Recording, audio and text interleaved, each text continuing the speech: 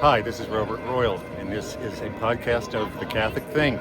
As you can see behind me, people are gathering for a Mass. It's November 1st. It's the Feast of All Saints, and it's also the feast of the proclamation of our great English convert and Saint John Henry Newman as a doctor of the Church, only the 38th doctor of the Church ever proclaimed. What a wonderful, beautiful Roman day, beautiful cloudless sky and bright sun, and just a wonderful group of people assembling here.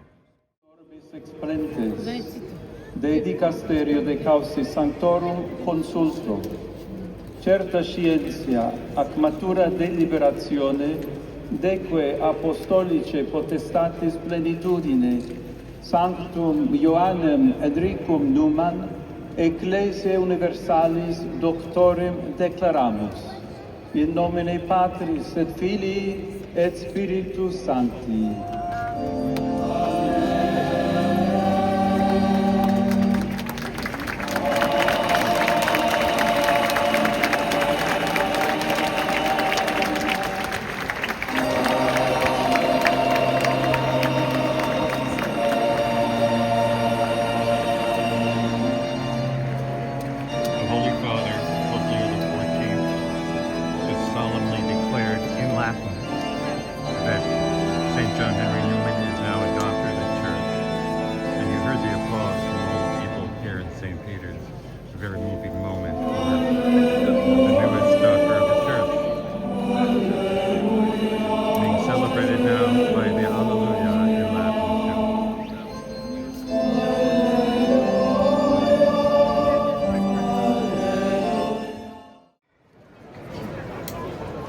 So that's it. That's the Mass that has finally declared that John Henry Newman is actually a doctor of the Church. I'm looking around the square here. I was here when he was canonized as Saint John Henry Newman, and I think I can say that this crowd is about 20% larger. So the position of John Henry Newman, even among the faithful, is, if anything, increased since he was declared a saint, and it was a big crowd when we were here before. Right behind me, you can probably see the papal apartments, the Apostolic Palace. That's now where Pope Leo is living. Pope Francis, of course, lived over here in the Casa Santa Marta, but Pope Leo's decided to move back into the Apostolic Palace. He's got an Augustinian community with him there, and so he can live the community of his religious order and at the same time be in the papal apartments. We've prepared for you ahead of time a conversation with a Newman expert. It will follow this live video from Rome with Father Richard Smith, who is a priest of the Archdiocese of New York and has given a series of lectures on Newman. I'll be interviewing him in that tape that we prepared ahead of time and should follow shortly after this if all our technical manipulations go well. So see you on the other side. Bye. Welcome. I'm Robert Royal. I'm the editor-in-chief of The Catholic Thing, which is a daily online series that we mail out to subscribers every morning at 6 a.m. It's brief. It's only 1,000 words every morning, and it has some of the best commentary on things going on in Catholicism by the very best writers that we can find to bring you. Please subscribe for free at www.thecatholicthing.org. It's for free. I think you'll be very happy that you do. This is a Catholic Thing podcast, and we're fortunate to have with us today Father Richard Smith, who is a priest of the Archdiocese of New York. There he is. He's also a pastor in Beacon, New York, and he's an adjunct professor at Dunwoody Seminary in the New York area. Father, thanks for being with us today. Thank you, Robert. Our topic today is St. John Henry Newman, and Father is a well-known expert on John Henry Newman. He's given lectures on him, and we thought it would be interesting for our audience to hear a bit about Newman this week, because on November 1, which is when this video will probably appear, St. John Henry Newman will be named the 38th, is it, Father, Doctor of the Church. In all the billions of Catholics who have existed since Jesus Christ came on earth, there have only been, up till now, 37 figures who have been named as doctors of the Church.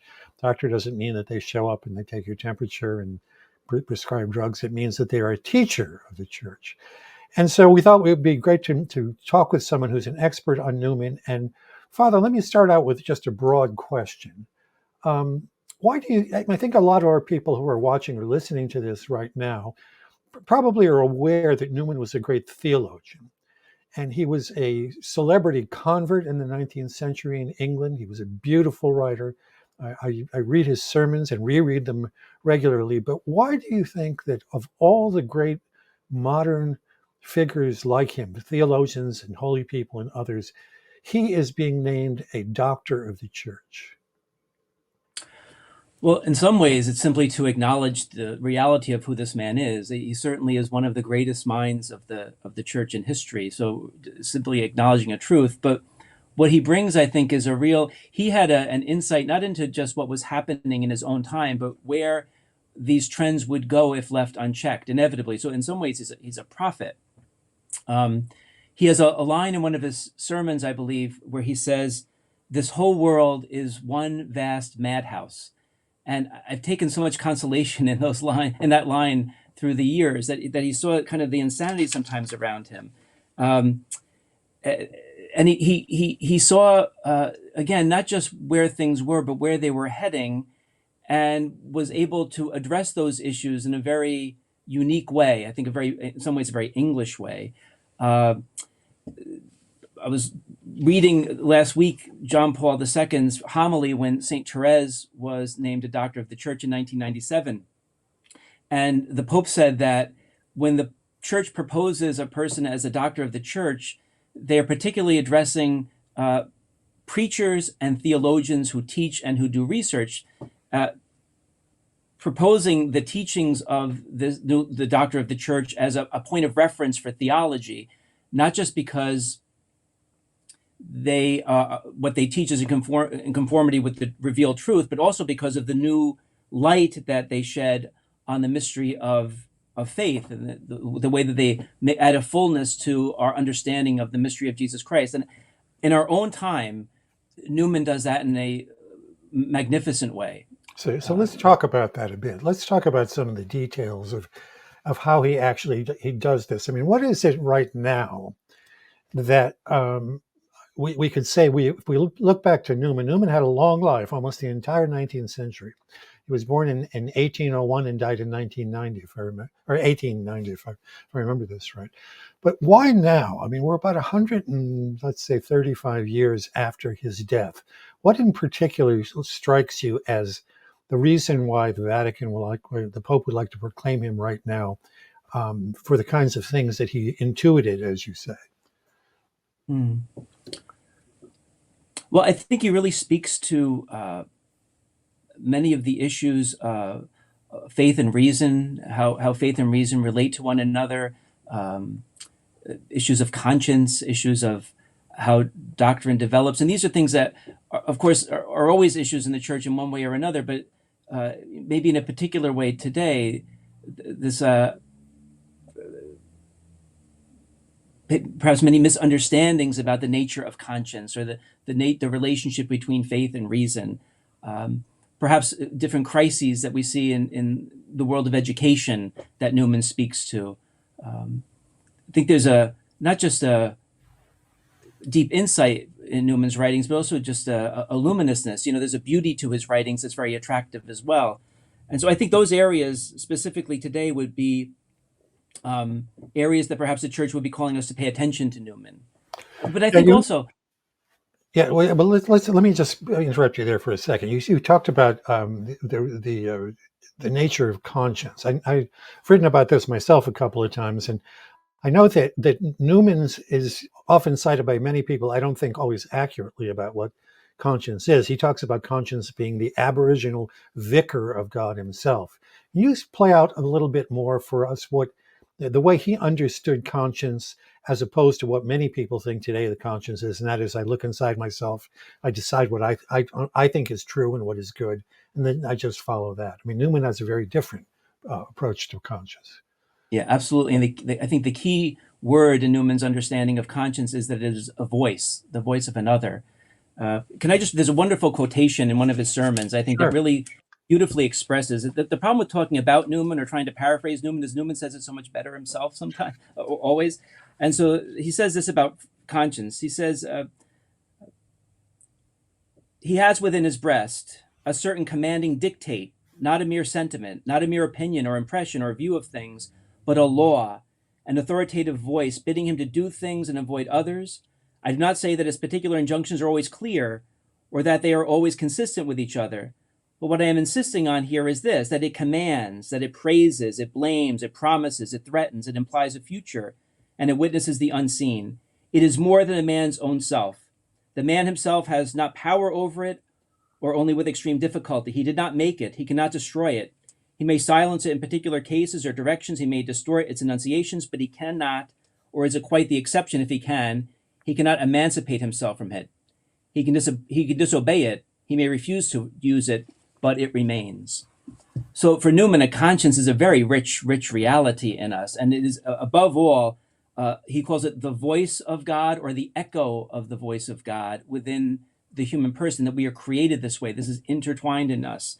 And so for Newman, it's never a mere sentiment or myself speaking to myself. It's a voice. A voice implies a person. The feelings I have before this voice are the feelings I have before a person. And so for him, conscience is not only a way of discerning right from wrong and practical action in life, it's also a way to God. He famously describes a way of coming to know the reality of God through one's conscience. So it's a far richer reality than popular ideas of conscience today, which is sort of this myself speaking to myself, or myself trying to be true to myself, or being consistent with myself. That's not at all Newman's sense of conscience. Yeah, we ought to say to our audience that what Father said, that Newman is such a beautiful writer. And for those of us who are whose native language is English, you can just read a sermon of his every day and just not only be enlightened theologically and morally and philosophically, but you just don't see language like this. It's clear, it's moving, it's very deep, rich, in all those things simultaneously. I'm struck, and I'd like to ask you about this as well. I'm struck by the way that Newman became a convert, because he was certainly one of the most famous converts in recent times.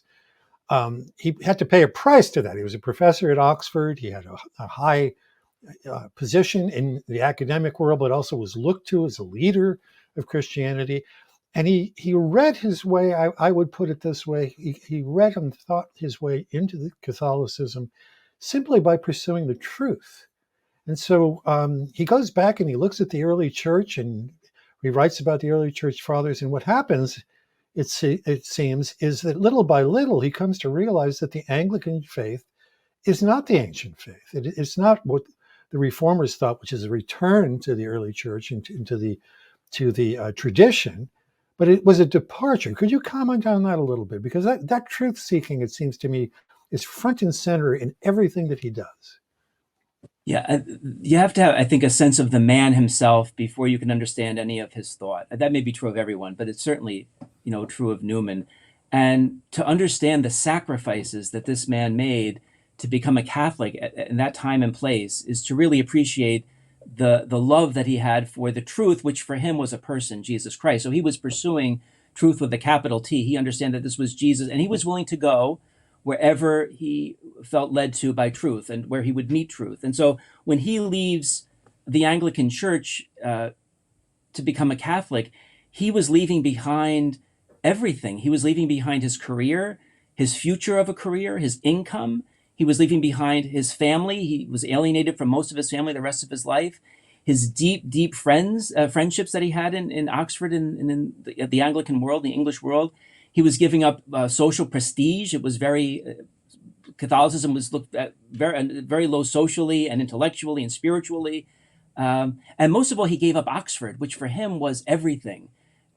He walked away from all of these things, and like St. Paul, counted it all rubbish for the gain that he received in Jesus Christ. And more than that, when he became a Catholic, the church really didn't know what to do with him for a long time. It was remarkable to think that this genius, this eloquent speaker, the greatest mind in England, perhaps in Europe, becomes a Catholic, and they really don't know what to do for him for a long time.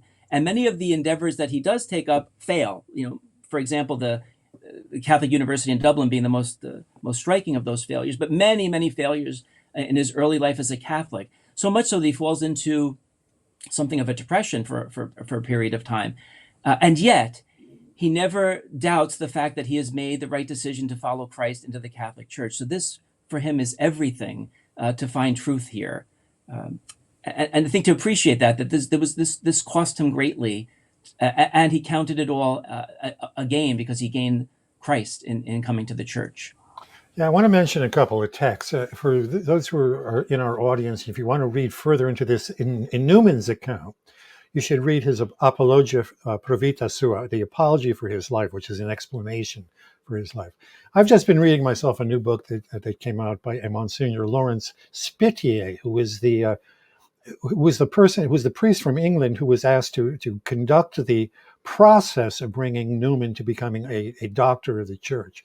That's recently been published by Sophia Institute Press, and has just if you don't want to read that whole Apologia Pro Vita Sua, it provides a very concise version of a biography of Newman that will play out some of these things that we've been talking about, the sacrifices he made, the very deliberate way in which he moved from one position in Anglicanism onto what he thought was a middle way, what he called the via media, and then finally realized as he got deeper into the history that there was no via media. As he once said, to become deep in history is to cease to be a Protestant. It's an interesting move. Which brings me to another thing I'd like to ask you about, Father. Another famous kind of line of thought in Newman is the idea of the development of doctrine. Now, a lot of people get upset when they hear that a great saint and now a doctor of the Church talks about doctrine developing, because they fear that what that is the kind of liberalism that departs from the traditions of the Church, and that everything becomes it's up for grabs. We've seen a lot of that in the Church, and not only in the Catholic Church, but in other Christian traditions recently. What can you tell us to help clarify our notions of what Newman means by the development of doctrine? Well, he wrote that book as sort of the final step to his becoming Catholic. That was the work that really led him into the Catholic Church. But before he began that book, he preached a sermon, part of the university sermons, on the development of doctrine, where he starts to develop these ideas, put them together. And the example he gives for the development of doctrine, or how the Church receives doctrine, is Our Lady. It's a beautiful beginning of the 15th sermon, university sermon, where he speaks about Our Lady pondering these things in her heart, as St. Luke tells us. And she becomes the model, he says, that she doesn't just receive, but she thinks things through. She makes connections. She throws things around, I think is how the Greek actually puts the pondering. So she does. It's not just a blank slate. There's a reception and an active reception of what Mary witnesses and hears. And so for the Church receives this revelation. It's not that nothing happens. The mind of the Church, in her theologians and her magisterium, in the hierarchy, receive these truths and then do what Our Lady did. Make connections, deepen one's understanding of things. But for Newman, he was very careful when he started to articulate this more precisely in development of doctrine. He spoke of notes or tests, 7 of them he discerned, to see if a development was in fact a development or a corruption. So he's very concerned about this, that he recognized that there were corruptions as well as developments in doctrine through history. And he's very careful to say, the first note that he mentions is preservation of type. And he says in that young birds do not grow into fishes. So there has to be some continuity, strong continuity between what you begin with and what you end with. And he goes through step by step these 7 tests or notes to sort of determine whether or not one can say that this is a legitimate development of doctrine or a corruption of doctrine. So he's very well aware that these can go either way. Yeah, I think we should also tell our audience that you can read the essay on the development of doctrine by Newman, which is a beautiful text, very rich text. And toward the end of that text, if I remember it right, or where those 7 notes appear, or does it appear earlier? And then he explains each of them. But in any case, you'll get a full sense of what it means for a doctrine to develop, rather than to be unfaithful to what happened in the past. And I think that's a crucial distinction that we need these days. And there's just no one other than Newman that has the depth and the breadth to bring to those sorts of questions. And you can't settle everything forever from just a kind of a theoretical approach to them, but there's just nothing better to at least to begin to try to discern what works and what's a corruption, as you rightly use his term for it. I'd like to move on to another point. I myself was surprised, and I've been reading Newman, I think, since I was in my early 20s, but I was surprised also that Pope Leo decided recently to also name Newman not just a doctor of the church, but as a co-patron of Catholic education. Now he was a Christian educator at Oxford. As you rightly say, he tried this disastrous experiment that the bishops of Ireland wanted him to create a Catholic University of Ireland. And yet, it isn't the immediate thing, at least in my mind, it come to my mind that he is a co-patron of Catholic education. Then on top of it, the reason why he's the co-patron is that the other patron is St. Thomas Aquinas, of all people. I mean, this is extremely, extremely high company to be in. What are your thoughts about that?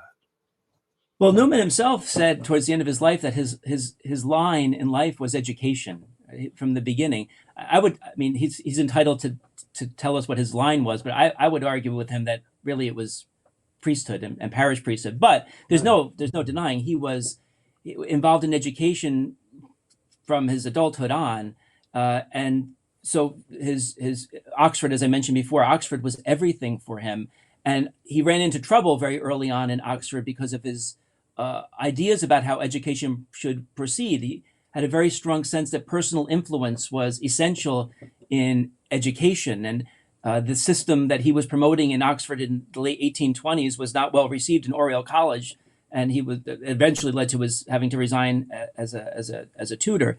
And then, of course, as a Catholic, he took up this task of the university in Dublin, which ultimately failed. But that gave him the opportunity to give a series of lectures, which were later published as the idea of a university. So we even have a very systematic approach from Newman as to what his ideas about the university and the task of liberal education and where religious commitments and moral formation fit into that.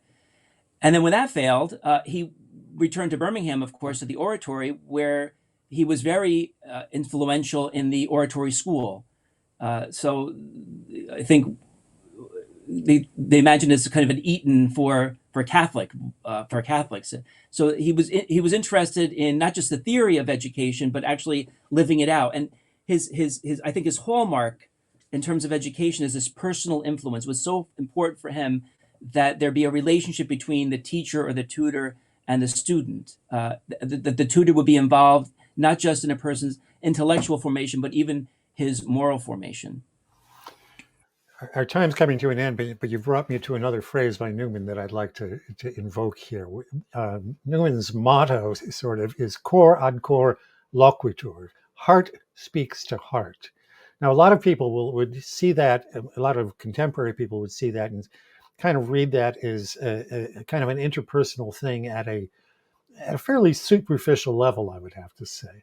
But Newman meant something quite a bit deeper than that, I believe. Whenever I teach Newman or I talk about Augustine talking about our hearts are restless, what is this heart? It's not the soul.